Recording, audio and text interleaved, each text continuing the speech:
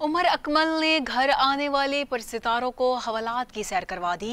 एक बरतानवी शहरी समेत 4 अफराद ऑटोग्राफ लेने क्रिकेटर की रिहाइशगाह पर आए तो तकरार हो गई। उमर अकमल ने 15 पर कॉल कर दी, जिसपे पुलिस वदाहों को गिरफ्तार करके थाने ले गई। मलिक मुश्ताक, क्या मामला है? ये पुरसितार को ही फैंस को ही हवालात की सैर करवा दी?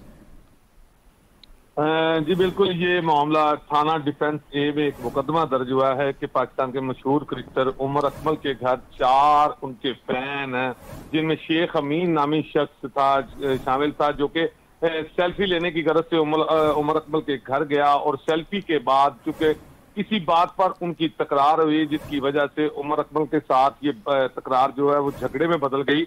ये तमाम झगड़ा जो है ये उमर अकमल की अपनी दहलीज पर, उनके अपने दरवाजे पर हुआ और उसके बाद उमर अकमल की तरफ से थाना डिफेंस ए में दरख्वास्त दी गई, जिस पर पुलिस ने फौरी तौर पर 506 जेर दफा 506 452 427 के तहत एक मुकदमा दर्ज किया और मुल्जिमान को गिरफ्तार कर लिया है।